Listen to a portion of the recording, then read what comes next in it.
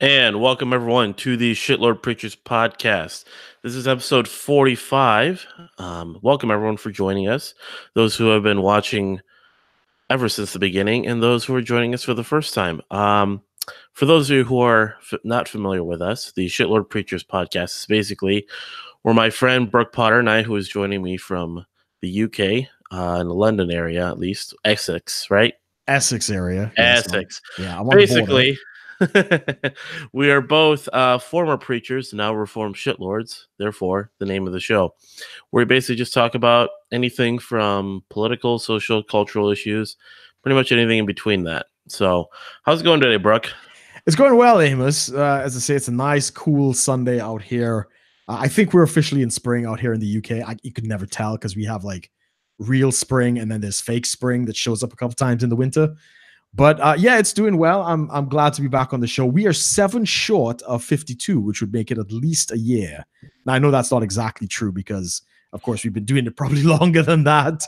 But right, we got to plan something very special for the folks once we get to that point. And just quickly for those who might now be joining us, my name is Brook Potter, originally from the Twin Island Nation of Trinidad and Tobago. We might have some people tuning in because a couple of my YouTube videos have been featured. So I've got like a whole bunch of new people kind of signing on to this stuff. So welcome to them. And yeah, always good to be back on the show, man, Amos. Awesome. Now, if you guys are joining us, definitely check out some other episodes we've had. Also, if anyone is interested, we do have a subscribe star and a Patreon. If you are interested in supporting the show, supporting our content, Brooke and I do take time out, as well as we've put in some money into the equipment that we use for the show to deliver, pretty high quality content. Yep, Brooke's showing his microphone. I've got this. I've got this camera here. Why don't you tell the folks your setup? I here have what's called the Samsung Q2U dynamic microphone with a it's called the newer just mic stand here, and then I have the Logitech C920, which is a 1080p webcam here, and then there's a sort of like a snake stand that I have attached to that. I didn't get this specifically for the show, but I do have a Mac Mini, which is basically the smaller version of the Mac that you basically buy just the computer itself, and then you purchase all the peripherals. So I just have basic monitor and keyboard and mouse with that. What do you have, Brooke? Yeah, actually, what I got here is I got the Rode Podcaster USB mic. So that is this wonderful, thing right here.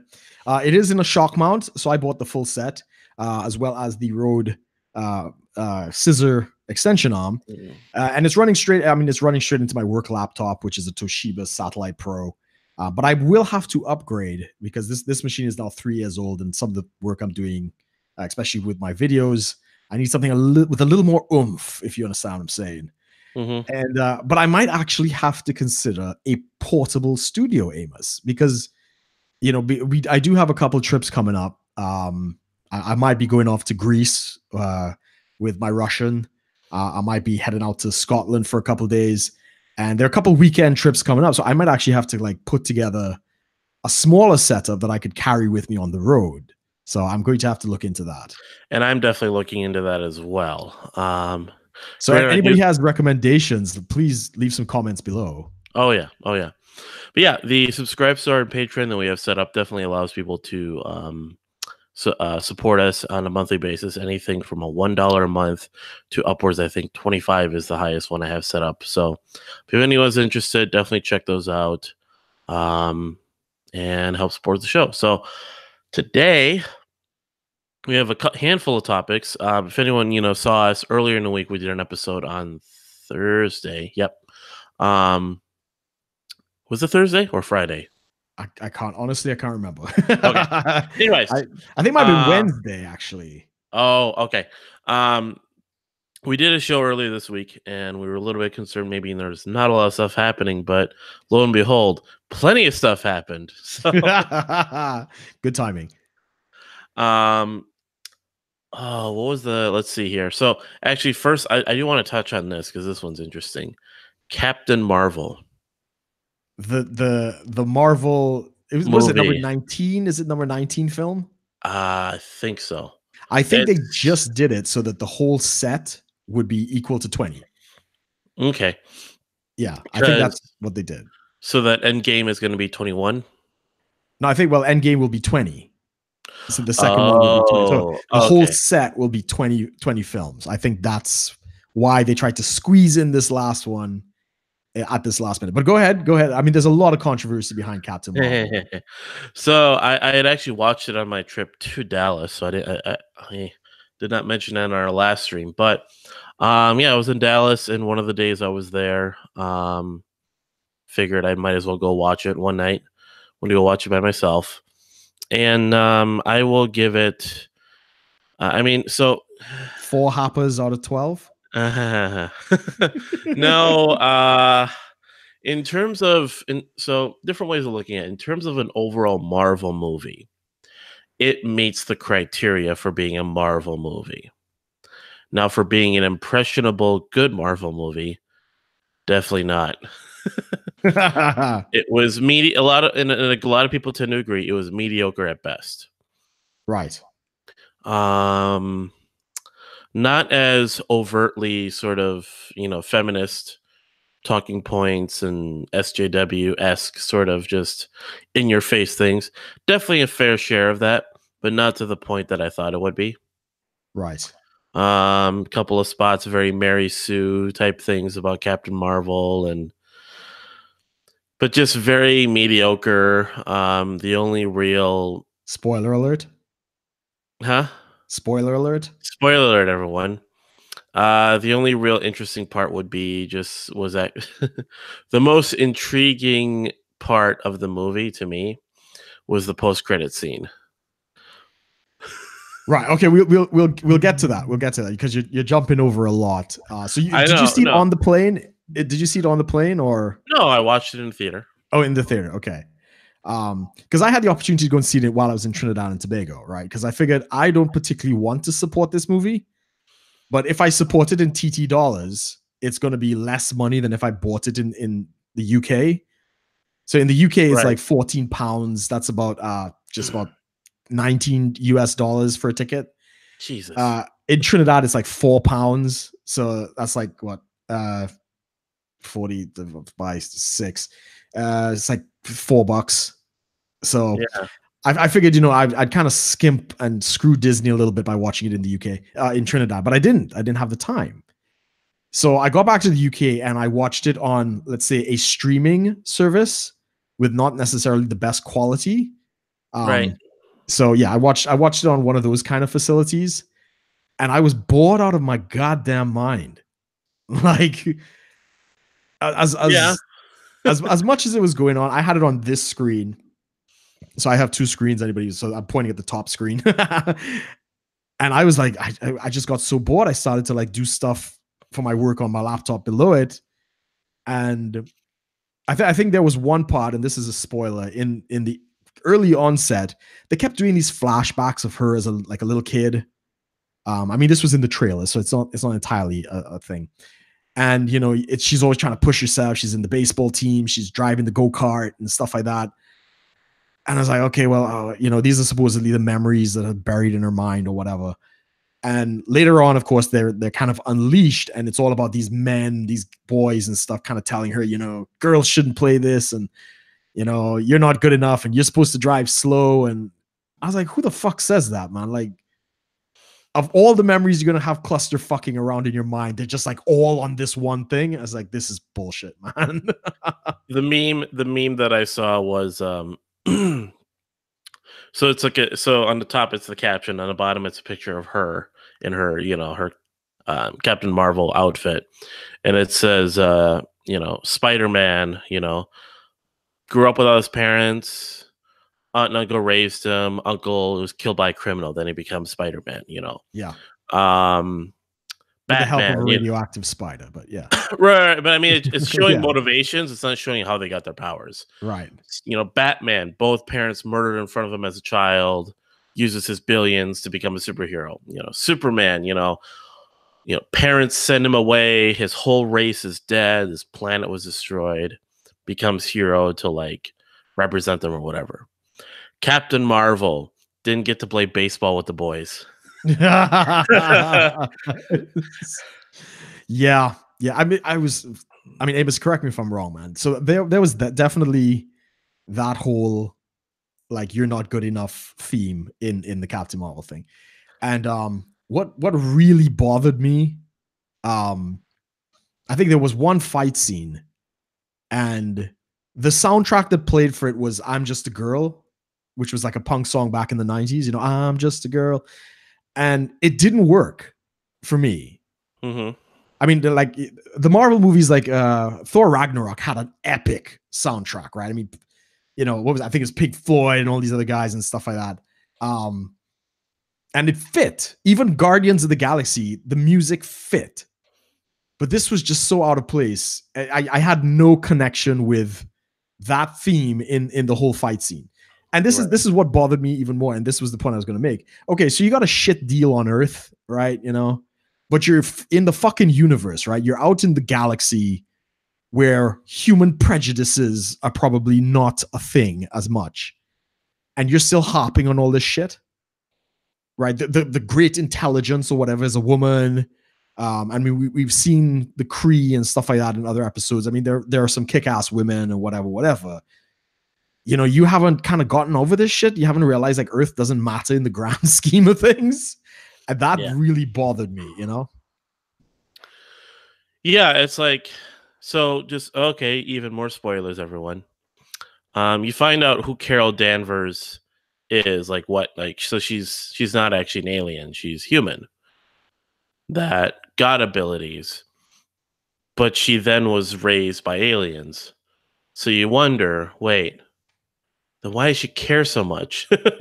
About her time with Earth. Like, I didn't get it. there was pretty equal representation, like on the Kree world and just among her, her peers. Yeah.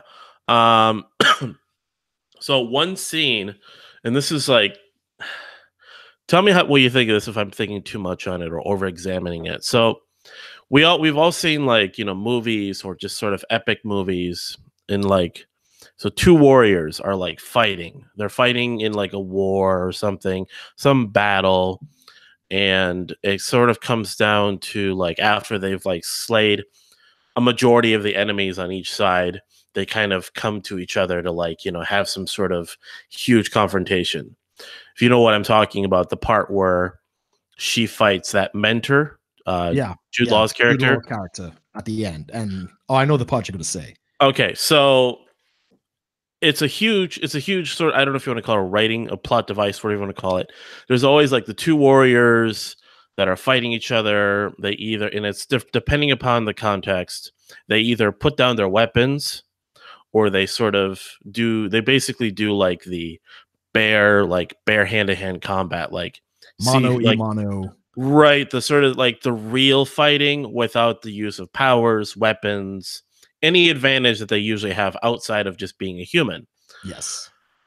There's always that one thing. They throw off their armor. They're just like, hey, we're going to see who's truly the good fighter here on equal footing. And so there's sort of the whole movie is kind of showing like this mentor, which is Jude Law's character, is kind of putting a lot of pressure on Captain Marvel to say like, you have to be in control of yourself. You can have these outbursts. You can't just use your abilities to just do whatever the heck you want. And she's just ridiculously powerful. So there's a scene at the very end where she has to fight him, and he's like doing this whole like, this is it. This is the moment you've been waiting for. This is us fighting each other. And he's like doing this whole monologue, and they're like walking towards each other, and he's like, where we can fight without, because he has like some gadgets or abilities. She has obviously her abilities. Mm-hmm. And then they start walking towards each other, and he's just getting pumped up, kind of like, yeah, this is the moment where and she just pulls out her hand and just bam, blasts him into a wall. And the whole theater's laughing, but I'm just like, That's such a bitch move. It really was. It really. I knew you were going to say that part, and it is actually. When I saw it, it's like, oh, this is actually heavy feminism because he's trying to man up and be like, let's fight it out mano y mano without powers and see who's the better warrior. And she took advantage of him, right? In that entire scenario. So when I saw it, it's like, oh, and then she's like, I have nothing to prove to you, kind of thing, right? It's like, I don't need to play by your rules, basically. And that was kind of peak feminism for me. It's like, oh, for fuck's sake, because men understand honor, right? Men understand, you're not going to stab somebody in the back, kind of thing, right? You're not going to do certain shit to your brothers and stuff like that. So Jude Law's character, I can't even fucking remember his name. He was trying to portray that like masculine honor, like, all right, let's fight it out and see who's better, the old-fashioned way without powers. I always said, you'd be ready when you could knock me on my ass or whatever the fuck he said, right? And the fact that she took advantage over that whole situation, I read something completely different in that thing. It's like, oh yeah, this is fucking peak feminism. Women don't understand honor. Women don't understand. Right. I mean, I just see it as like she's literally proving his point of like having an outburst. Yeah, she can't control it. Yeah. Other thing that I do thought was interesting was the part where she blows up all those ships. Right. Was it the Kree? The Kree, like the fleet of Kree ships, like yeah, the Kree are like have ridiculously powerful ships, and she just takes kind them all of one out. shots them. Yeah. The hell? No, yeah, I mean this is the same problem that happened with Superman in the comic. We actually have some people in the chat, by the way. But yeah, we had the same problem. Well, not we, but DC had the same problem with Superman, where he withstood the explosion of a star or something. Mm-hmm. Like he flew into a sun and it blew up and he survived. All right. And at that point, what is there left to challenge somebody who could basically survive a supernova? There's nothing. He is too powerful. And I think this is what they've done this. They haven't learned that lesson in this Marvel series with Captain Marvel. She is too powerful. In terms of the overarching genre and stuff like that. As yet, I don't think we know what her weakness is. I don't know. I don't know what because I don't follow the comics, so I don't know. But yeah, that kind of at this late in the story arc, I don't really appreciate them bringing this person in. Right, it's kind of hand of God, like out of nowhere you suddenly find a solution. Right. Yeah. So, have you seen the trailers for Endgame yet? Avengers Endgame? I've seen a few of them. I've seen 2. So I wouldn't watch any more. So I saw the teaser and I saw the first one. Yeah. There was this. Did you see the one where she was in it? Captain Marvel? Yes, at the end. Yeah. So it's funny. There was another meme like comparing, kind of showing what she said in the past. She said, "I don't want some 40-some-year-old white man to tell me if he likes me or not." And then it shows the scene where Thor, grabs his hammer and he goes, "I like this one." Yeah. And she just kind of rolls with it. I'm like, yeah, see, if if a masculine man does it, it's fine. Thing. Yeah. Yeah. No, but have you heard about the reviews in China about what they think of this movie? No. Okay, well, first of all, China is not digging this movie because she's not hot enough. Yeah, I mean, so that's I mean, she has no ass apparently. Yeah, no ass, not really. I mean, she wears certain shirts and stuff in the movie that kind of show, okay, she's got something on her chest, but it's they're trying to push some sort of like, I mean, they're not pushing like peak feminist, body type, but they're not really pushing any impressionable thing. Like, she can be, if you look at all the comics, she's blonde hair. Okay, so they got that, but she's buxom and voluptuous. No, I don't. I think it's the reverse. I think she's actually not buxom and voluptuous. And there was actually a comic where she met somebody who was going to be an actor to play her role, and that actor was buxom and like really feminine. And this was the problem, that in the comics, she's actually like heavy feminist. Well, there's Now, some early ones I've seen where she like basically had like a figure that was more curvy and an ass and all that, and it's like you can have strong feminine characteristics, like strong feminism is sort of like you know portrayal while still looking very feminine in your figure. I would agree. I would agree. Like Black Widow has no powers, yet Yes. she's still an Avenger. Yeah, yeah. And she's curvy as fuck, right? I mean, Yeah. yeah. I don't follow the comics. I know the more recent ones, she's portrayed kind of like a butch chick. She's got the shaved head, and she had that T-shirt on. Ask me about my feminist agenda, and so maybe the earlier ones she probably was more feminine. But this is it. This is what I don't understand. It's not a popular comic, right? It's actually had to be revived a few times for how poorly it did in sales. Correct. So again, that's why there are probably many renditions to this. So Marvel wants to make it their flagship character. That they want that to be their Superman, right? But Yeah. nobody really seems to care for the character, so it's definitely a challenge. There was a theory that went a rumor, I'll say. A rumor that went around that there were basically there were a whole selection of scenes in Endgame that were reshot to prepare in case of Captain Marvel completely flopping.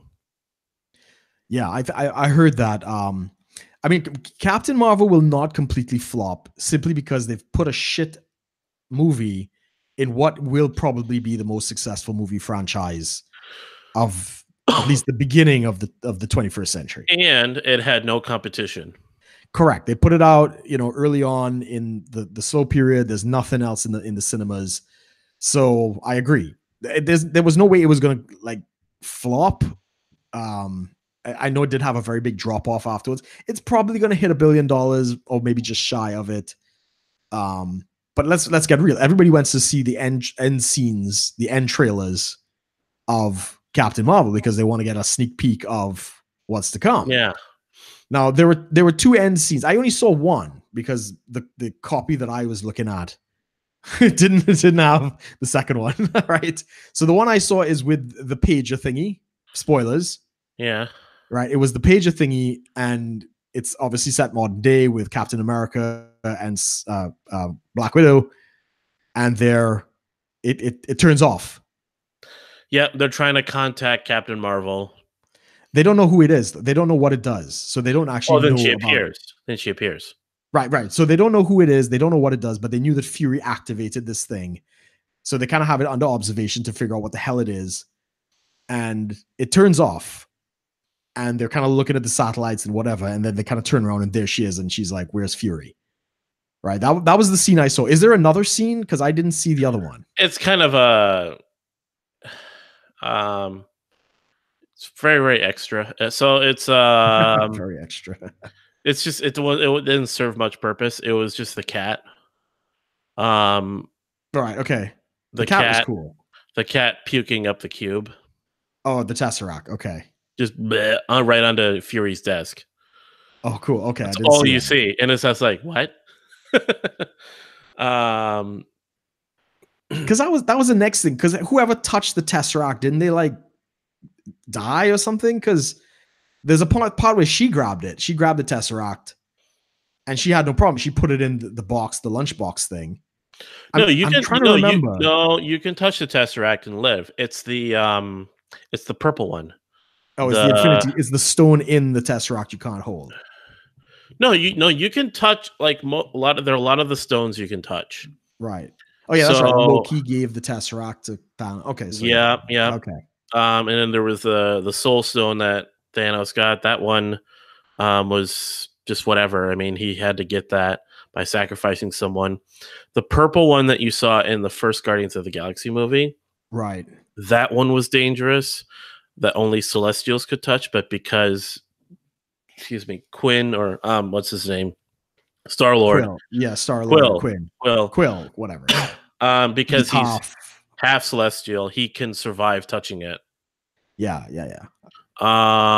And then the ether, which was the red stone, the reality stone, which was what from Thor, the Dark Dark World. World. Yeah.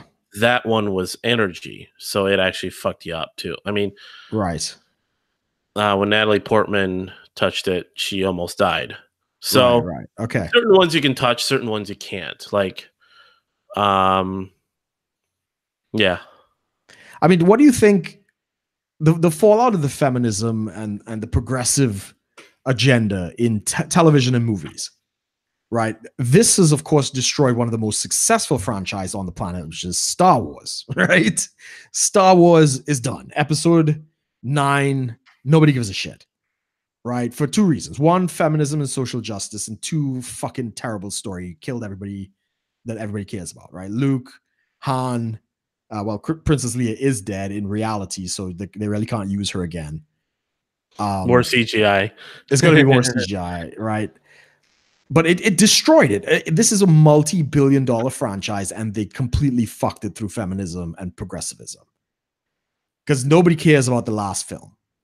The same thing has happened to the Doctor Who in the UK. Now, I was a big Doctor Who fan until just after the Matt Smith era. Peter Capaldi was playing it, and I don't think he was good at it, but they didn't give him good scripts. It started to get into this kind of progressive thing, and he did like a whole rant against capitalism and the future is feminine and all this shit, right? And around that time, I kind of started to tune out. But then the female Doctor came on the scene, and it fucking tanked, right? Everybody tuned in for the first episode, be like, "Oh wow, we want to see what's going on," and it was boring as fuck. And I didn't see any other episodes, and I probably will never watch the series again because it's just garbage. And then we got Star Trek, the Discovery, Star Trek Discovery, right? The STD, right?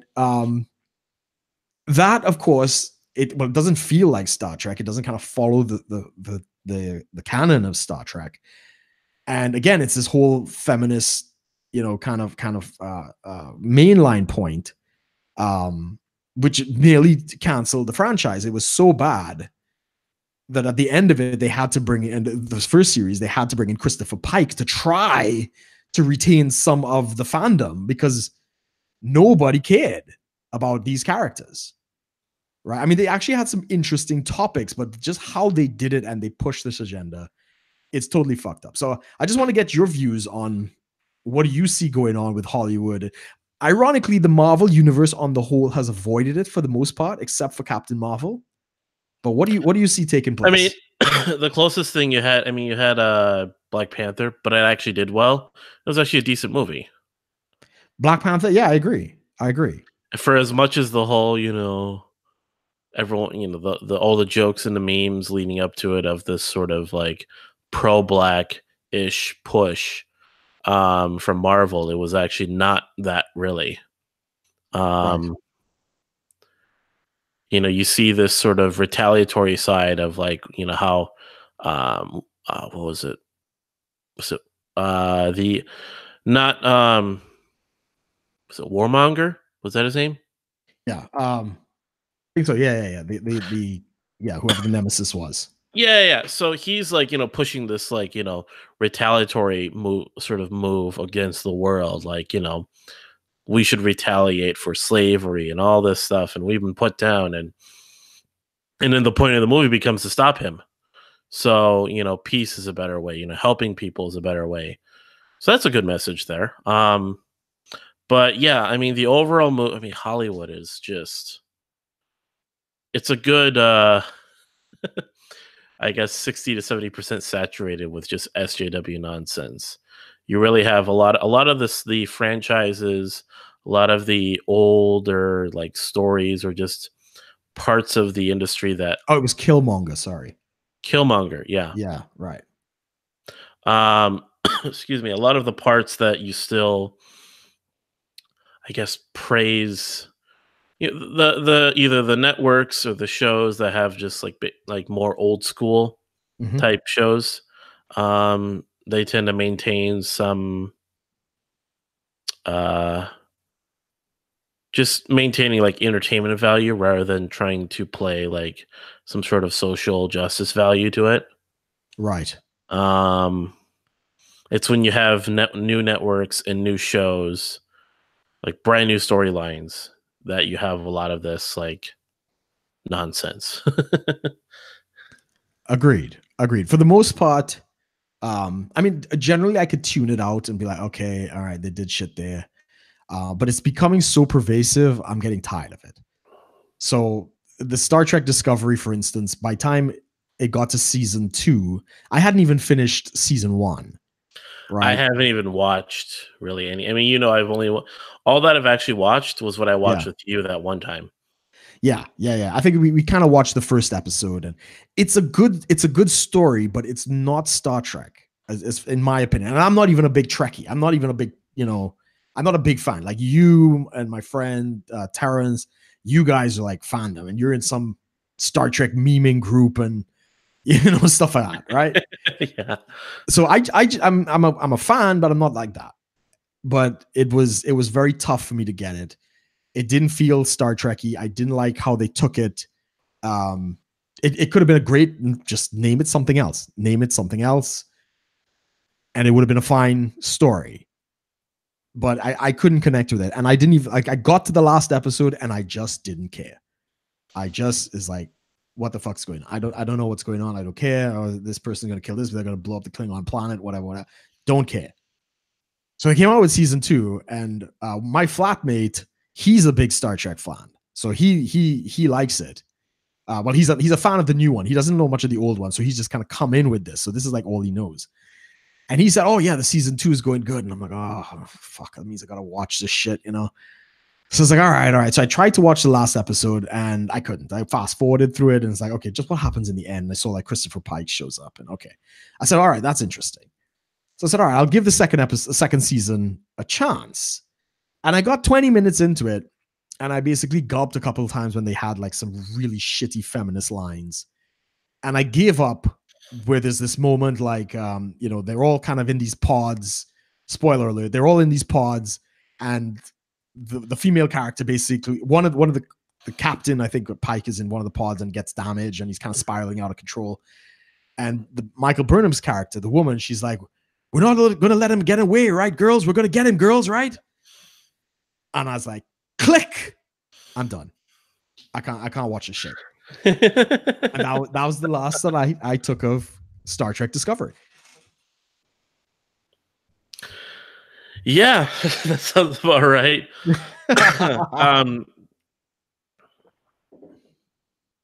Yeah, the closest that I ever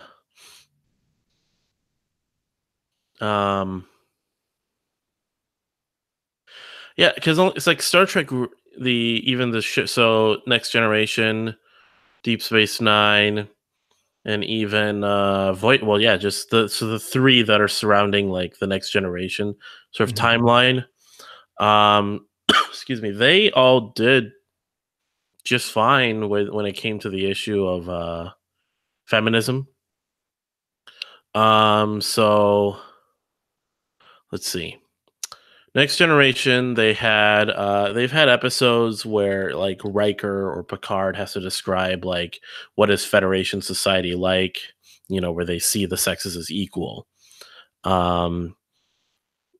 Riker meets with a matriarchal species, and of course, sleeps with the head of state, who's a woman. Kind of showing like, we're equal in our society, and I can still, sleep with you or whatever. Right. You see spots where, what's his face? So like there was a episode where Troy had to go through her command certification or whatever it was, learning to command. I remember that. Yep, and then she kind of learns she has to make tough decisions. You see, what's his face? No, her Crusher has command experience, but you don't really see her do too much. Right. in that regard. There's spots where like, so like there was the episode where the ship was kind of shut down and Troy was on the bridge Hmm. and she had to learn to like step into the role of taking command. Right. Um, it wasn't like, oh, weak little woman can't do anything. It was just sort of, but it showed like she, was struggling a little bit to make decisions. Right. Um, Right. what else? I mean, there wasn't too much in Next Generation. I know in Deep Space Nine, you had this character who was what they call Trill. Trill is a person with they basically have like a symbiote in their body, and it gets passed on from host to host through I think I remember that. lifetimes. Yep. Yeah. So this one, she's been both a man and a woman, so she has this well-rounded perspective. Mm. The Captain Cisco in the show calls her old man because he first knew the symbiote as a man Right. in the previous lifetime. So got along with him that way. Was sort of a mentor to him. Now as a friend. Um, you see, the first officer is a woman. Um, there's the Ferengi, which throughout the course of Deep Space Nine, they really get into Ferengi um, society and their background, and they show like the Ferengi basically go through an entire reform to include women into their economy. So they allow women to, what they say, earn profit. Right. First, Right. they allow women to wear clothes, then they allow women to, because they start to understand, well, if we allow women to wear clothes, that means they have to buy clothes. And Right. if they get to buy clothes and then they can earn profit, that means we can earn more profit. Like we have a whole 50% of our population not earning profit, Right. kind of showing like women are just as capable of earning profit, which makes sense. It's not like, women are just as capable of like, participating in like physically strenuous things. It was more so the mental side of it. Like, hey, women are just as capable of being good businessmen. Right. Right. There are episodes where they show that. So that was there a little bit. The huge controversy with Deep Space Nine. There's two women that kiss each other. Right. Was it? But that's not the first lesbian kiss on television, is it? I don't think so. I know, because I know the first Uh, interracial kiss was that was Kirk so. and Yep, Uhura. that was a huge deal. And they said the second most letters they've ever gotten was the lesbian kiss.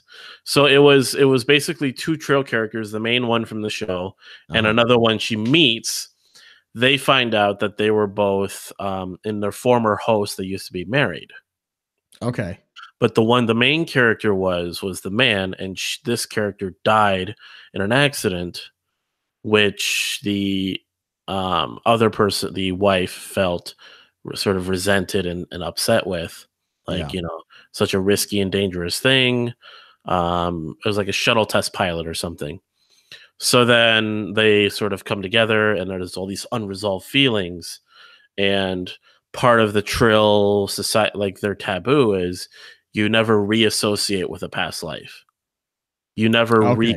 you can be friends, you can talk, but you never like rekindle that romance. Okay. So they get really, really close to it, to like breaking that rule, and then there's the scene where they kiss. Right. But they realize the implications. The taboo is if you ever reassociate, you are exiled from Trill society. You're never given a chance to pass on your symbiote. Okay. Interesting. They regard the symbiote in a lot of ways as more important than the host. So in I the see. case of the host dying, priority is save the symbiote Okay. Okay. so it can be passed on to someone else. Hmm. Kind of Stargate-ish, isn't it? Yeah, but they're putting more value in the experiences and like the Yeah. start with Yeah. Stargate. Like they all had the same knowledge, they just took on different names. Right. Right. Right.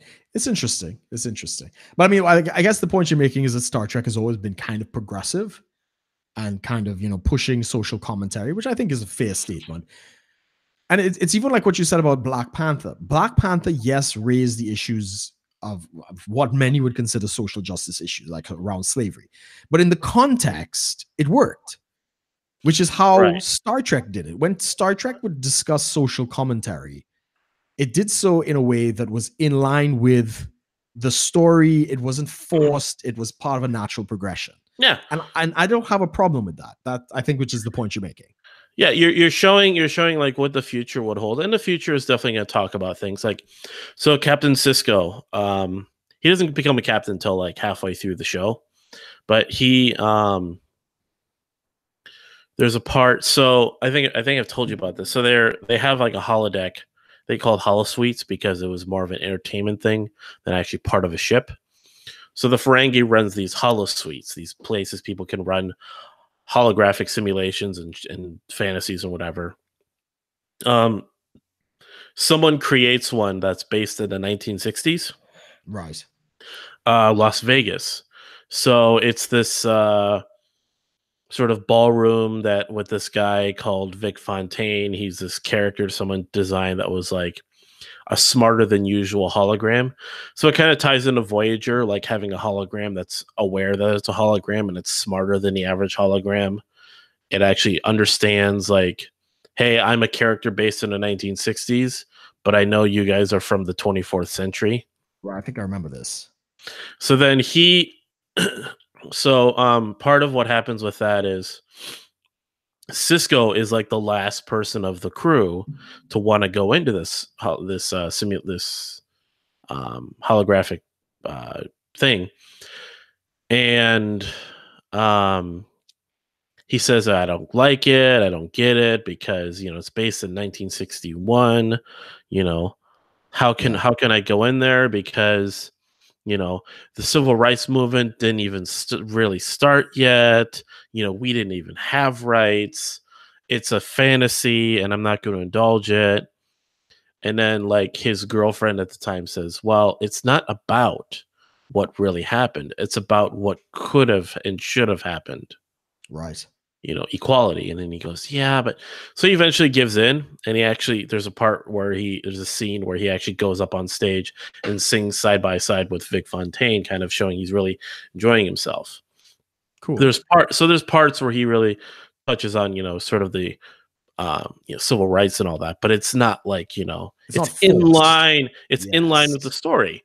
Because it is, Starfleet officers are really aware of history. Like they know about these things. Yes. They will comment on it because, part of their philosophy is kind of, humanity has progressed through all these turbulent periods of history. So they have to know about this. It's not like, oh, I'm the one captain in Starfleet that cares so much about the civil rights movement. No, everyone knew about it.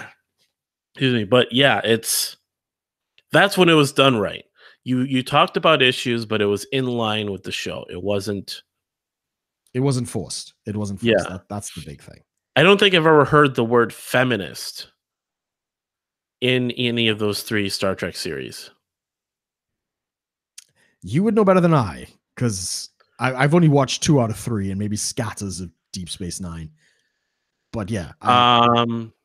Voyager, obviously, female captain, that was the big deal. But yes. they did not shy away from showing the fact that she was still was a woman. Like, so she's had different struggles as being a captain out in the middle of the Delta Quadrant. She missed her husband, and there were times. So early on, when you showed just like her talking to her husband, it would show a side of her that was very feminine to him. Yeah. While she was still captain, No, I agree. I think there were definitely some exaggerations of fem, because the only reason I watched Voyager was for 7 of 9. Right, which was the Borg chick with the huge tits. Like, once she became part of the show regularly, that's when I started tuning in, right? And of course, she wore like what do you call it, a corset, so she had ridiculous proportions, and the tits were fake as well. So yeah. She was a model, but they had like I guess the suit, the costume she wore kind of made things protrude a bit more. and she obviously had to walk in a certain way to show that too. Right, right. I Uh, mean, yeah, that was my kind of take on the whole thing, and I Borg couldn't. enhancements. Yeah, I couldn't. I couldn't go back to Deep Space Nine after that. It's kind of a Yeah, step down, you know. they don't have too much of that. I mean, they have little bits here and there, but it's still like, yeah.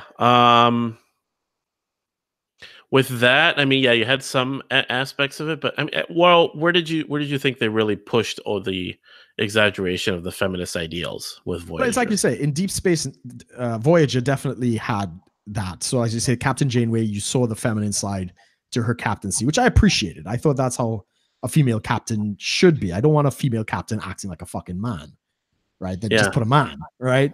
Um, the whole character of Seven of Nine is exaggerated femininity, right? In terms of her form, right? okay. Oh, Right. I thought you were saying feminism. I was like, where's No, the no, no, not feminism? feminism. No, no, in femininity. Yeah. Yeah. So her form was definitely accentuated, and they tapped into the feminine because remember at one point she had kids. You know, they brought like Borg children on board, and she Hmm. had to kind of kid. So they tapped in to the feminine in line with the story arc, and I thought it was really well done, and it kind of almost sparked emotions for her. Kind of, you know, I thought that was very well done, and that has always been the strength of the Star Trek franchise that they fucked over with the STD. So yeah, it's Yeah. So even what was it? So early on, there was an episode where like she meets Amelia Earhart, which was okay. the pilot. So the American pilot that crossed the Atlantic, I think. Yeah, yeah. First female pilot that flew Yep. across the Atlantic. So the whole story goes is she went missing, which is true. And they basically find her in the Delta Quadrant, of course. Right. Yeah, I think I remember that. Yeah, yeah, yeah. So then there's a bit of, a little bit where they're kind of like, you know, pave the way for women all across the world and history to like make strides and be inspired. But it wasn't like, women. It was just like, hey, you did this thing and it was great, and it really inspired me. Like I'm really glad to meet you. It was in line still. Yeah. There Yeah, was yeah, no like, so we could take out men and yeah. Yeah, it's good. It's good. But the progressive thing has definitely left a stain in, I guess, pop culture for at least a couple franchises. right, right, right. Huh. But anyways, so I know that's quite a bit actually we got into. Yeah, we almost did half the show on Star Trek. Did you want to touch uh, quickly on the Mueller investigation and oh man, everyone's talking about it. the implosion of CNN now that they have nothing more to talk about? You know, I mean, Orange Man Bad Yeah. Network. So yeah, the Mueller probe basically is one of the last major looks into the Russia collusion probe. Um, what was it? So it was a 2-year long process. The final thing is supposed to be released and read in the next few days or something. Okay, But so far they said no indictments.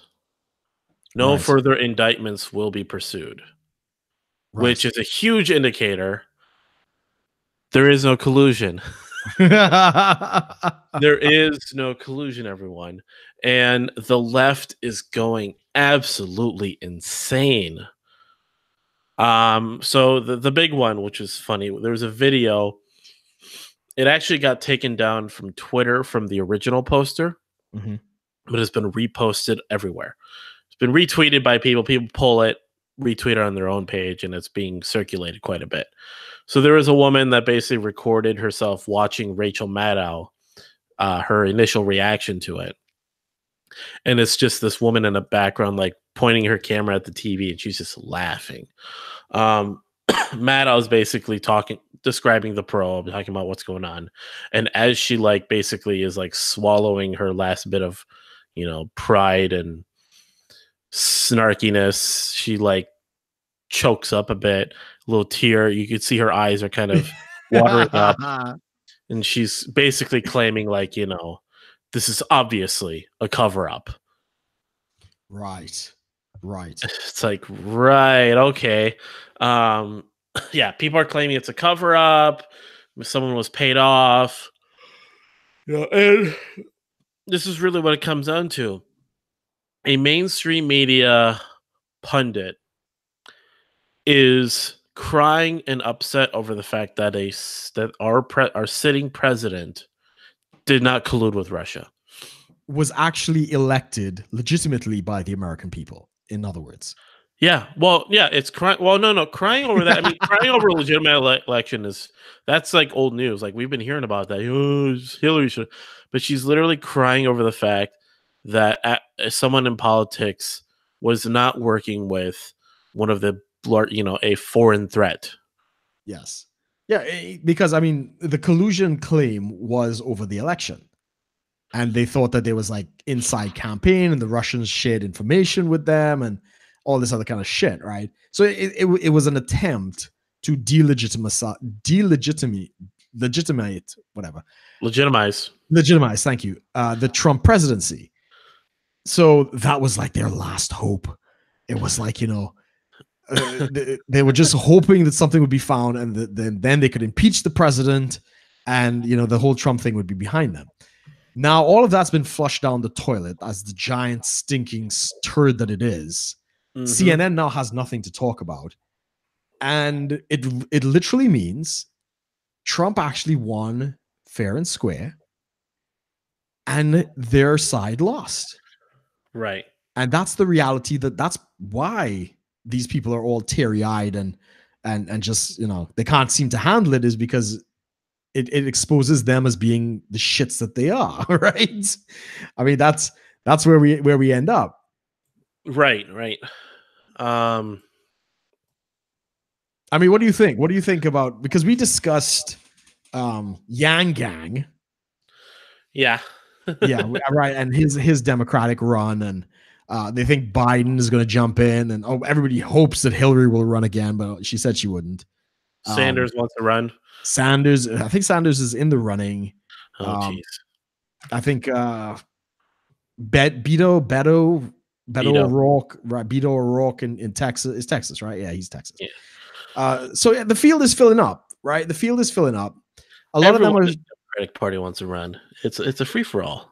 Yeah, sure. I mean, the more the merrier, right? The Republicans had it the last time, right? And they split the vote to the point where, yeah, it basically came down where Trump was. I think his last man standing was Ted Cruz, and Ted Cruz was my guy. I was actually quite impressed with Ted Cruz. But so this is the Democrats' turn. They're gonna make a run for it. What do you think is going to happen? I mean, I know we're early. Nobody's going to hold you against it. Nobody's going to put any money down on any bets. But what do you think is going to happen? Who do you think is going to be the front contender for the Democrats? It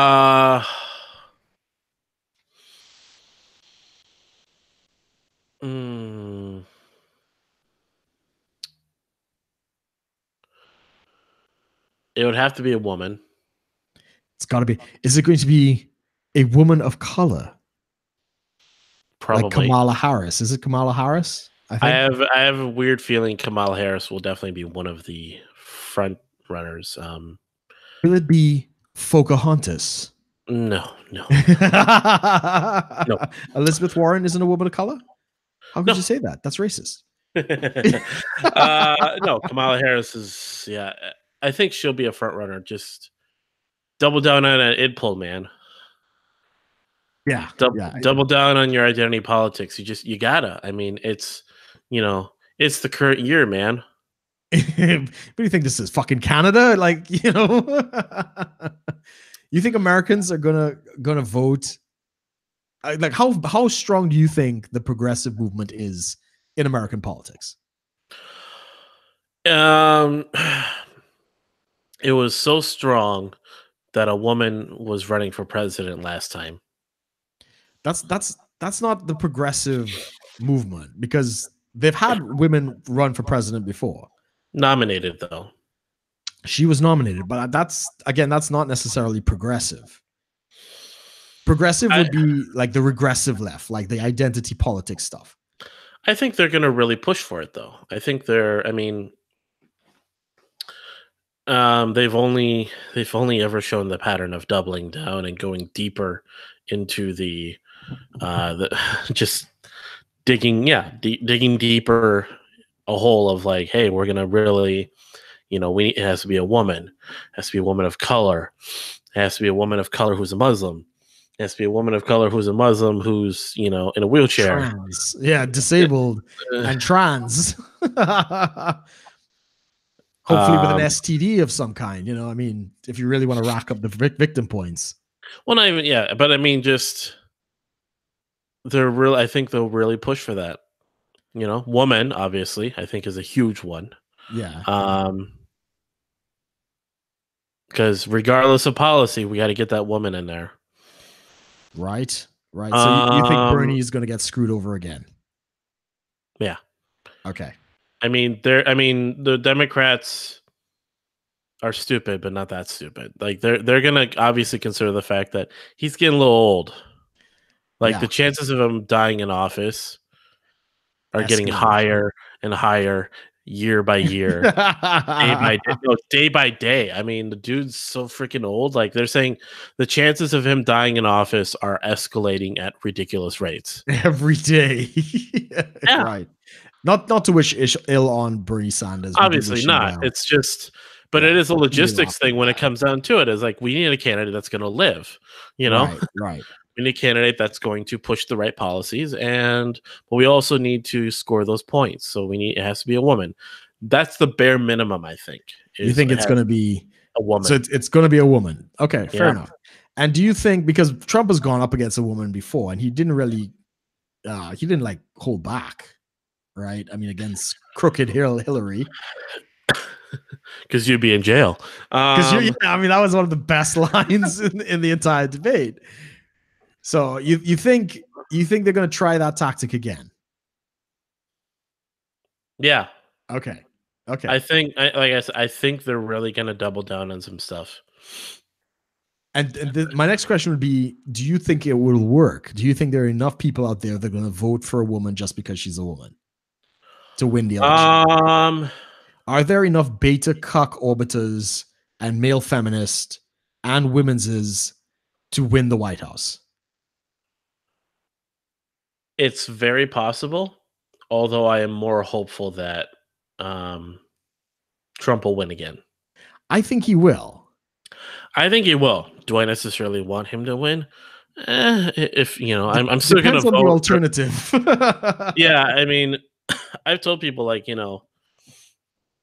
because people have wondered with the Yang Gang thing and the ironically supporting Yang as a means to hasten the collapse.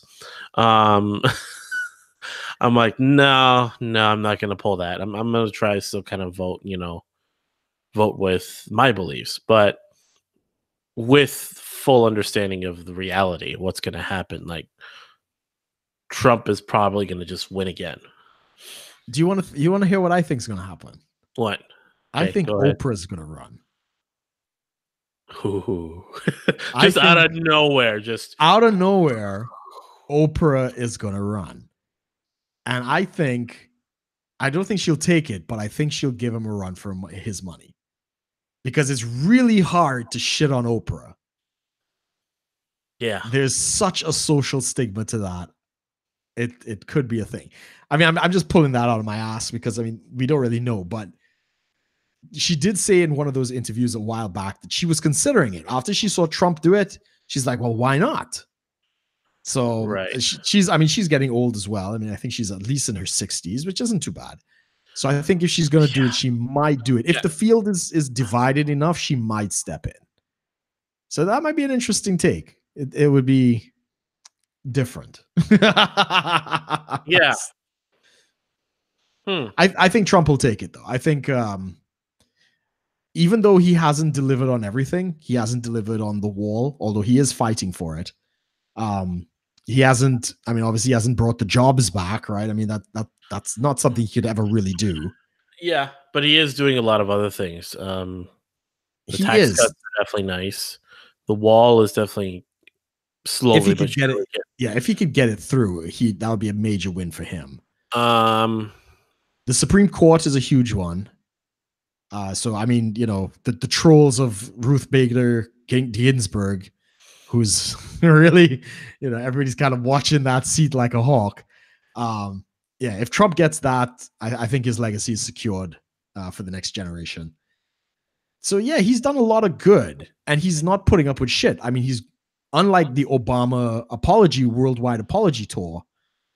Trump has given it to these multinational countries and organizations like NATO and NAFTA and all this other shit. And like, you guys got to pay up. We are carrying your burden. The reason you'll have free healthcare is because you survive on our army, our military spending. Yeah. So we'll see. I mean, I'm not the biggest fan of Trump, but I like some of his policies. I'm kind of like Ben Shapiro, like that. Good Trump, bad Trump. And there is a lot of good. There is a lot of good that he's done. Yeah. Yeah, everyone flipping out like, there's a collusion. What? And I think the Republicans will take back the House of Representatives. Yeah. Because it's the same time, if there is another set of elections, it is possible that they can take it back. Yep. AOC getting kicked out? I don't know. Probably not. Now, she wouldn't be up for elections this time. She'll be up for during the next midterms. So it's 4 years, I think, or 6 years or something. 2 years. Is it 2 years? Oh, okay. Yeah. Well, there we go. That's House good. Representatives get 2 years, so she has to like campaign again. Granted, she got 80% landslide win in her district, but she could be. I mean, the fact that she completely fucked over the state with the Amazon thing, Yeah, and she's just an absolute joke in Congress. Yeah, but that's not the first joke that's been in Congress, though. I mean, there've been a lot of jokes in Congress, and they keep coming back. Yeah, from different places. Remember, this is New York, right? New York is the district that sent her to the Senate or the Congress. Sorry, House. Yeah, yeah, the House. Yeah, I mean, the crazy people come from different places usually, though. There's a bit of a cycle. So, I mean, I think just as part of, the cycle, she probably could get kicked out, and then like another crazy person comes from like another district somewhere across the country. We need a California House Representative that's like twice as crazy as Cortez. But Minnesota sent one of the crazies. Omar is from Minnesota. Fucking A. Yeah. What's up with that, man? Like, what the fuck's going on over there? You want? I mean, I've said this before. You want my list of crazies that came out of Minnesota? Bachman came out of Minnesota? Bachman, my district. Fucking hell. Bachman, Franken, Klobuchar, now the presidential candidate. Dang. And now Omar. That's just in my lifetime that I can recall.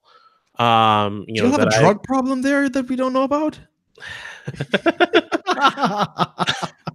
No, I have actually. I think I mentioned this. I've actually been to all three Bachman, Franken, and Klobuchar's offices for other reasons.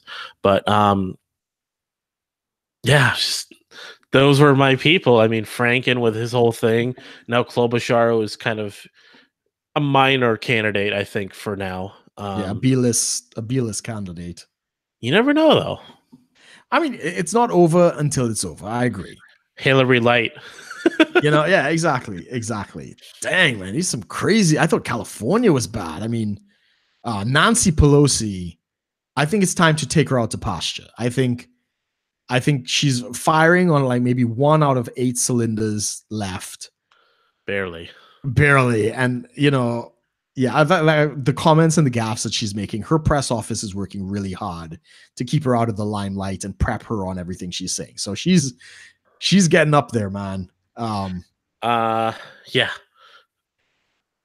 But yeah, I think Trump is going to take it. I think they'll retake it. I think he'll get his wall, and I think he'll go down as one of the greatest presidents in the United States.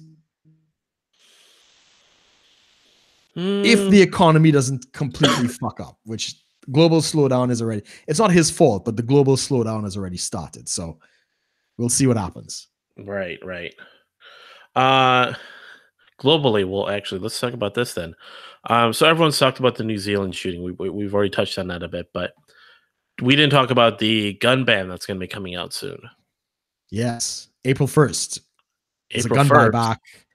I think it's April 1st as the legislation goes into effect. I don't know if that's when it either it passes or it goes into effect, one of the two. Yeah. And So basically, go yeah, ahead. Jacinda Ardern, Right. The Prime prime Minister. minister. I mean, she's just going into full apology mode to the Muslims, um, which I don't get. I mean, yeah, I'm very sure there's innocents that got killed in the process. Not every Muslim is a terrorist or has Islamist ideals, Correct.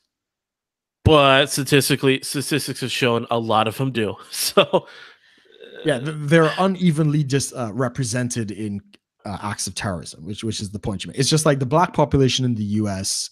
is like 12% or maybe as much as 16%, depending on what responsible for over 50% of violent crimes. violent crime. So But it's the same thing. Not every black man is a criminal, but they're overrepresented in the statistics. yeah, so it's just like tricky, but she's just kind of like, as we said before the stream, here's how terrorism actually works. You terrorize a nation with one mass shooting that they've had in 10 years, and they completely flip over and implement They give the impose, I would terrorist what say. he wants. Yeah, I think he even said it in his manifesto that like he wanted to like cause terror, to cause division, to Take the guns. He wanted like gun reform. He wanted all these things. So what this prime minister has done, she has just shown that terrorism works to change policy. I mean, yeah, it's let's see, a full semi-automatic weapon ban. The only weapons that are now allowed are 22 caliber rifles. I'm guessing bolt action rifles. Those will be allowed for like farmers, and shotguns for hunters. Yeah. Anything else is a no-no. Up to a 4,000 New Zealand dollar. Yeah, New Zealand dollar. Yeah, Kiwi dollar. 4,000 New Zealand dollar fine with 4 years in jail. Something like that. I haven't seen it, so I don't jail time and money. I mean, for having an illegal firearm. And then they further reiterate the fact that in New Zealand, owning a firearm is a privilege, not a right, as opposed to America. Correct. Where it is a right. So now I just found out of this last night. Apparently, the website, the section they use for the gun buyback, they have like a form you can do online. They shut down that section of the website within the first day. Right. Because of all the trolling. Yes. Yeah, I saw that. The trolls have come out. Plasma rifle, grenade, just crazy, like grenade launcher. Just like BFG from Doom, gravity hammer. Just basically all the fictional weapons from video games and stories and such. They didn't like the trolling. So I mean, I'm glad to see the New Zealanders at least have enough sense to I mean, it could have been from other parts of the world, but I'm guessing, I mean, it has to be like there are people in New Zealand that have to be like informed enough to understand like, hey, something's not quite right here, I think so. I think this was a knee-jerk reaction, and I think as with any kind of knee-jerk reaction, there's going to be a backlash. I don't think she has the support to do this. It's an emotional response, and I don't think this is necessarily the will of the New Zealand people, right? New Zealand people. So I think there's going to be a backlash of this. And I think at the beginning of the buyback program, only something like 60 guns had been turned in out of however many hundreds of thousands that are in the country. 1.2 million. 1.2 million guns, and like 60 were actually handed in. Yeah. Yeah, given over to the police for destruction or whatever. So yeah, so it's tough to say what's going to happen there. Yeah, this is not a a popular program. And think about it. I get the point in New Zealand, because New Zealand has pretty much the same laws as the UK. You're not allowed to defend yourself, right? You're allowed to do something called reasonable force, which basically means if they come with a knife, you got to come with a knife. You can't come with a gun. If you come with a gun and shoot the guy, that's excessive force and you'll go to jail.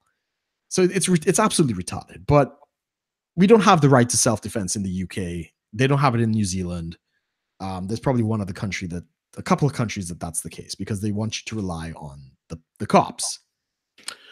36-minute police response time, and this is what they came up with. 36 minutes for the police to respond to the incident.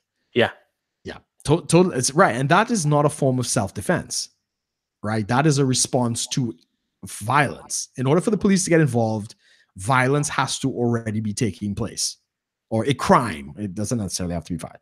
So that is not a preventative measure. That is a response. Call the cops, and you better survive those 36 minutes. When those 36 minutes, you got to be exactly.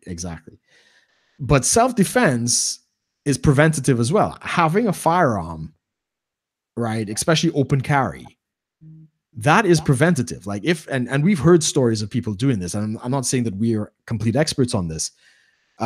We had a friend out in Kansas, and he was like a real gun-toting, kind of, he should have been in Texas, really. But he walked into some convenience store, and apparently there were like a couple young kids, looked like they were gonna hit over the place, and he just, he had on a jacket, and he just kind of swiped his jacket aside to expose the firearm as he reached for something, and the kids just left the store. And he was talking to the owner of the shop afterwards, and he's like, "Yeah, I was watching those kids, man. They were going to do something, whatever. Thanks for coming in," kind of thing. And nothing happened, right? There's no report on that. The police are not going to be called for that. That's been prevented. It's not going to show up any statistic. Yeah. But that's fear. And it's like, yeah, fear to not commit a crime. Damn fucking right. Yeah, and that's what people have a hard time really understanding is defensive use or preventive use of a firearm. Correct. The CDC did a study. What was it? 500,000 to upwards of 3 million incidents of defensive use of firearms.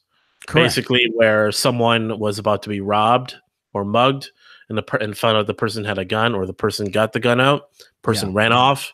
Correct. No one dies. Yeah. And see, again, there's no police report for that. I mean, you could make the report, but there's not a lot of paper trail, right? It doesn't show up in a lot of statistics. So they've only just started kind of tracking this stuff. But there's so many of those incidents, like that incident with our friend in Kansas. There's no report on that because nothing happened. So we don't actually know how many incidents are prevented because of, as I say, a good guy with a gun or a good girl with a gun. Yeah. And that's another thing too, the equalizer. The idea of a woman being able to carry a weapon, like that should be like the most feminist empowering thing. Having a weapon on you to protect you against men, Yeah. It's exactly an equalizing force. I don't know. Speaking of reasonable force, segue this over into our really interesting story from this weekend. France, right? You heard about that. Yeah. The yellow vests. How many months are they protesting now? This is like the third month? 18 weeks. So look, 3.5 months. 3.5 months, yeah. Going on to 4 here next weekend. Anyway, so if anyone wants to check that out, I actually did an article on it on beinglibertarian.com. And I was surprised because I was on Twitter, and someone I follow from France, he started tweeting about it, and I was like, this is interesting. First off, I didn't even know that. I mean, back in my mind, I was like, oh, of course, the protests are still going on. But I wasn't ever like consciously aware, like it is still going on, as most people probably, at least on the, here in the West, most people didn't really know. Right. In the US, I should say. Europe probably, more closely, knowing what's going on. But anyway, so I looked into it, and then I shared it with the writers group the group of writers with Being Libertarian, and they're like, hey, like no one heard, like they all agreed, yeah, no one's probably even knows this is still happening. So I start typing it in and looking it up. All the news sites that I found, which was on Friday. Yeah.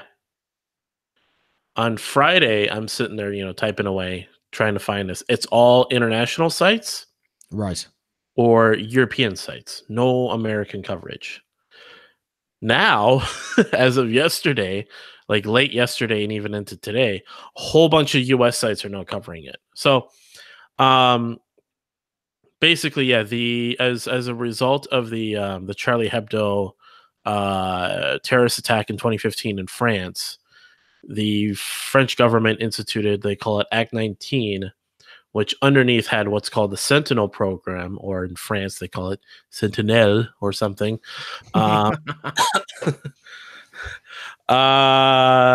They have anti-terror patrols in the major cities, specifically France. I'm sorry, not France. Paris. France. Stupid American. Basically, yeah. So President Macron, who was the main, pretty much the main culprit of the entire protest starting in the first place, is now is calling for this. Well, he did call for the Sentinel program forces to be used to secure the safety of the city. Granted, the protests have escalated to violence and riots. As any protest what goes unnoticed, it will happen. I mean, as much as I would, abhor the use of violence, I know it's totally bound to happen if you don't deal with it. I mean, what is it? They instituted a huge fuel tax. That was the first one. Mm-hmm. And then it just became a movement against tyrannical government. So some other groups got a little mixed in with the yellow vests, and there were some riots. There were some incidents, but still no response. So instead of responding with, hey, we're going to meet the majority of the demands that are important to that what started the movement, we're going to send in military forces to keep the peace, and they have the orders to fire on the protesters if they feel their life is threatened, which could literally mean anything. Right. That guy's got a baton, but I've got a riot shield and a semi-automatic rifle. I'm in danger, No, this is a real thing. Now, most probably, I guess the Americans may not know about this, but about 2 years ago, there was a referendum in a state of Catalonia in Spain, and they won an independence vote, and they wanted to secede from the nation of Spain. So they would have been Catalonians, and they have their own flag, national anthem, and stuff like that. And they won the referendum. And anyway, the EU government sent in those same said peacekeepers. The winner of the Nationalist Party out there, who became like the interim prime minister, I think he fled the country, and it was squashed under the heel of the EU peacekeepers. And that is the face of the European Union. They don't have a formal army as yet, but that's coming. The Chancellor Merkel, as well as Macron and all of these others, want to start military spending. Of course, this is a big lobby from, the big, military industrial complex, as they say. The American forces are all for it because they're going to buy American weapons.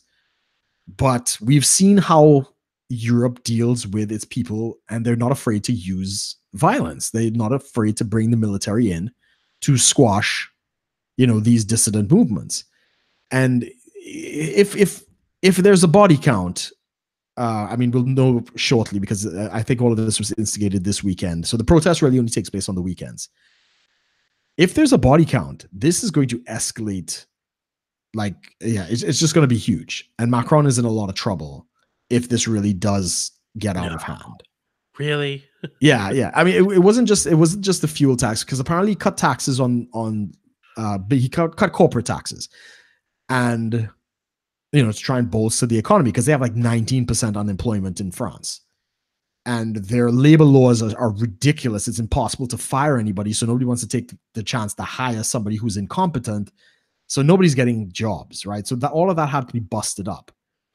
But France tends to be very left in that respect. They're very pro-socialism, pro-workers' rights, and all that other kind of stuff. And it's caused the economic recession they're in now. Macron is a kind of pro-business guy. I think he worked in banking or international finance and stuff like that. So he's a little more nuanced, but he doesn't understand the French culture in that respect. So cutting the business tax, I get. He's trying to boost the economy, but then raising taxes on the middle class, that's not going to fly. It looks like you're giving the rich a pass, even though that's not what he's doing. He's trying to boost the economy. To the French milieu, that looks like, you're just trying to fuck the middle class. And that's what's going on. As you say, it's been going on for 3.5 months. Gotta give it to the French. They do love their revolutions, man. Like, like when that article got posted, I saw so many guillotine gifs, pictures. Get the guillotines out, party like it's 1787 or something. French Revolution. And oh my gosh, just and then people are like, this is what happens when you just don't treat people right. Correct. Even Machiavelli in his work, The Prince, right? He talked about that. He's like, look, you have to appease the masses, right? There's the aristocracy, and then there's, the plebeians. And if you're not going to please them, there are more of them than there are of you. And if they start showing up with pitchforks and torches screaming, give us the monster, believe me, you're going to be on the fucking hot seat. So there's also, I've been seeing pictures now that did come out actually of some pretty brutal incidents. Just, the typical, like, the protester being, pinned to the ground, that whole thing. It's definitely tyranny in a lot of ways. And it's I kind of jokingly told you, it's going to be Tiananmen 2.0. Granted, I in the most basic sense that I could say it, it's a square, it's a public place. Police get sent, army gets sent in to take out protesters for a long-term protest. Not exactly, a million people like Tiananmen Square was, but it's definitely like a protest that has gained a lot of notoriety across the continent as well as across the world. And Brussels, which is the capital of the EU, they're looking at this, right? Because the French people are tired of the whole way the EU is set up. It's not great for France. It's very good for Germany, but it's really not. It hasn't done anything for France. It hasn't done anything for Italy, Greece. Greece and Italy, they basically got an unlimited credit card and they're spending. But apart from that, it hasn't done anything for the people, right? Mm-hmm. Even here in the UK. So, I'll just kind of touch on what our situation is, because I think we're 6 days or 5 days out from Brexit. Brexit is going to be taking place on the 29th of March, according to the legislation. So the House of Commons has passed Article 50, basically saying that on March 29th, we leave the EU with or without a deal. And that has gone to the House of Lords, been debated, passed the House of Lords, and it has royal assent. The Queen has put her John Hancock to the document. It is now official law in the UK. We leave on the 29th. Now, needless to say, of this month, we got 5 days. Goddamn. 5 days. That is the law, right? Now, two things are going on. One, Theresa May has been trying to negotiate a deal with the EU, which was her first mistake. Basically asking them, well, what will you give us? And the EU is basically shitting in her hand and being like, here, take this. And she's trying to sell that to the British people. And, she can't get it passed, right? She's put up this piece of legislation twice, and twice it's been voted down in record numbers. We don't want her fucking deal, right? It basically makes us a vassal state. We're stuck in a customs union. We have to obey all the EU laws and regulations, and we no longer have representation in the parliament. We lose all of the MEPs, the members of the European Parliament. So it's like being America before the revolution. Right. Yeah, exactly. Taxation without representation kind of thing, Yeah. So, but except that we would have they would have controlled the courts and our economy, for want of a better way of saying it, So nobody wants this fucking deal. So the only real option is no deal. Now, that is the law. In 5 days, that is the law. Now she's begged, and literally she has begged the European Union for an extension. She wants to extend it to June 30th, I think. Yeah, so I think that's 2 or 3 months. And they said they'll agree to that if she can pass a deal. Because it doesn't make sense just extending it arbitrarily if you can't get anything through the House of Commons. Which seems very likely that they're not going to give her a deal, right? And she's doing everything she can, and she's bribing everybody she can to try and get this deal passed. Anyway, she's bribed to the point where she's willing to give the opposition, and this is rumor, this is speculation.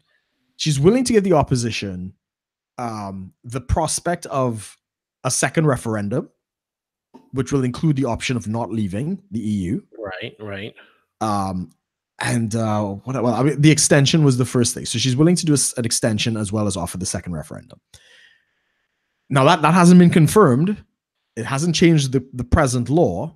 At presently, there's an online petition on you can make these petitions to the parliament, and I think it's reached 5,000 people have signed asking us to withdraw the Brexit negotiations, basically to remain in the EU. And apparently 5 million people have signed this thing. Never mind 17 million voted to leave. So this is not really a drop in the bucket. And worse than that, the amount of people who are signing this thing, the majority apparently is not even in the UK. It's a bunch of foreigners. So it's a lot of trolling going on. But yeah, this is the last 5 days for them to do anything. It doesn't look like she's going to get the deal. The law says that we have to leave on the 29th with or without a deal. The only way that's going to be extended is if she can pass an amendment through the House of Commons to extend and basically rescind the first law. And I don't think that's going to happen. So it looks like we're headed for no deal, which is fine by me. It's absolutely fine. I think, there'll be a little hiccup. Yeah, but people just keep doing what they're doing, and we figure this shit out like every other nation on the planet. Right? You don't need a trade deal or anything. We'll just go into WTO terms and just continue as normal. But if it doesn't happen, and this was the point I was getting to, like I say, one of the options is to take the referendum, do another referendum to take Brexit and undo it, which is completely against democracy, simply for the fact that unlike every other referendum or vote, you must at least get your result before you can call for something else, right? You elect somebody into parliament, that party comes into power before you can call another election. In this case, we voted for leave. We voted to get out. We haven't gotten it. Why the fuck are you calling for another referendum when you can't even deliver the first one? And that just, it's a flaunt in the face of democracy. And if that were to happen, the kind of protests you see in the yellow vest and all that kind of stuff taking place in France, I'm pretty certain you'll see a very similar movement out here in the UK, because the facade of democracy is gone. And like Margaret Thatcher had riots when she tried to do the poll tax. You will see riots in the streets of London if they try to undo this referendum. And we're coming close to that time. It's going to go one way or the other really, really, really soon. You guys are so fucked. No. Yes, we are. See what happens when you let government decide so much shit for you. Well, they had no choice. And you see, it's all power. The whole reason we got in this fucking mess is because of a man called Nigel Farage. And Nigel Farage started taking seats away from the Conservative government. So they started to lose power. And his platform was UKIP. So his whole platform was, We need to do a referendum to stay into this thing or get out of this thing. So the conservatives, in a desperate attempt to kind of hold on to power, they said, oh, well, we'll do a referendum too. Yeah, we'll just steal the platform of the UKIP party and we'll make that our policy. And David Cameron, I quite liked Cameron. I mean, he was a bit of an idiot, but he could speak very well. I enjoyed his rhetoric. He took that upon himself, and he did not expect us to win. He did not. Nobody expected that Brexit would actually happen. And that is how we now the very party that didn't want it to happen, didn't expect it to happen, is now being asked to carry it out. And that's how we end up in the spot we're in right now. Well, we are coming up on our time here. Was there anything else you wanted to add to that on the Brexit thing? No. But if there is any kind of rioting and so forth going on, I'm not condoning any violence, but I will definitely be part of any protest that is, if there's any kind of, squanting of the democracy and squandering of this opportunity. I wouldn't go out to London and protest for a lot of things, but I would definitely come out to London and protest if this Brexit deal does not go through. I'm not going to get violent. I'm not going to do any of those things, but I wouldn't be surprised if there will be some kind of violence as a result of this. And it's nobody's fault but the state. They've done this by not implementing the will of the people. Yeah, for guys like Brook and myself, violence is reserved for the bedroom, if you know what I'm saying. White on white crime, or hop on hop of crime. Oh, Jesus. We're not advocating hitting women. Everyone chill out. Well, unless they're into that sort of thing. Oh, shit. You never know, man. Anyways, thanks everyone for joining us today. If you do like the show, definitely give us a like on the video, comment, subscribe, as well as click the notification bell so you'll be notified when we are streaming. We're a little bit spotty at the moment just because of my new job, and Brooks got now Brooks got some trips coming up too. My job, I travel a lot, so I gotta get my mobile setup going at some point when I can afford it. So we're trying to do episodes when we can. But yeah, definitely do check out our Subscribe Star as well as our Patreon if you guys do want to support the show. And of course, subscribe to us on iTunes as well. As well as I think we're on a few other platforms that Podbean does put us out onto. So a lot of different, and Podbean are the platform we use for the podcast. So thank you everyone for joining us today. We will see you, when we see you. Thanks for watching, guys.